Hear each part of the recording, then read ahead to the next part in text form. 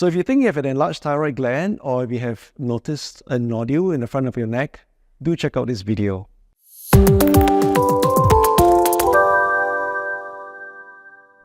Hello, I'm Dr. Thomas Ho. Today I'll be talking to you about thyroid nodules.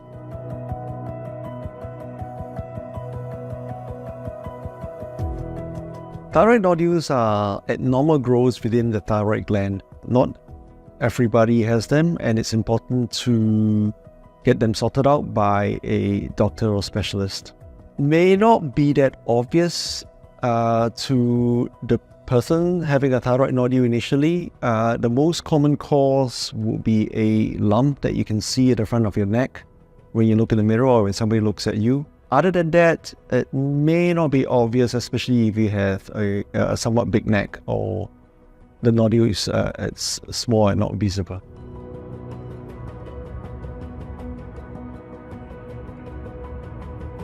There's a range of symptoms when one has a thyroid nodule.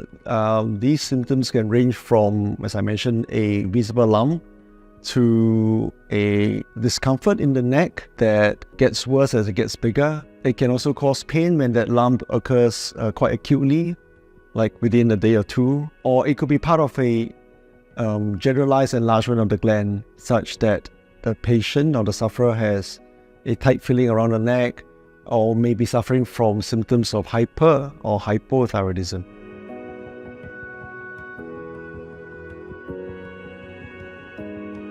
So firstly, when a patient comes to me with a thyroid nodule, the first thing to do is get a proper history. That basically means asking a whole bunch of questions about when this was first discovered and whether there are any associated symptoms that I mentioned earlier on, such as hyper or hypothyroidism. And then following that, a physical examination is routinely done, and this is to ascertain the size of the nodule, how many nodules there are there associated lymph nodes that may be suggestive of perhaps a cancer, and also to see whether this is large enough to be causing any impending danger to the airway, to the esophagus. And once the physical examination is done, we will then proceed to doing some blood tests.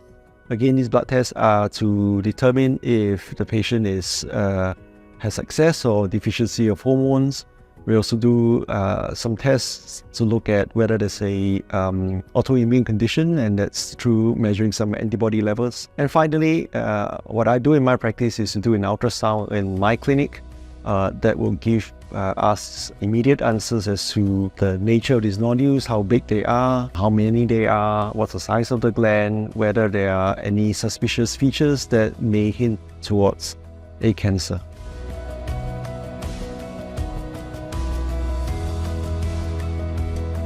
Firstly, thyroid nodules are very common in our population, especially in women. It's been estimated about up to 50% of women do have thyroid nodules, whether they are aware of it or not. Similarly for men, lower percentage, maybe up to about 20-30%. When it comes to the hormone dysfunction, again, that may not be apparent to the patient unless he or she has symptoms of hypo or hypo. These are also quite common in our population. The common causes are, of course, due to autoimmune conditions, whereby there's an inflammation in the thyroid gland resulting in excess hormones being produced or deficient hormones being produced. Aside from that, one could also get an inflammatory condition that occurs out of the blue and would resolve over time with some supporting medications.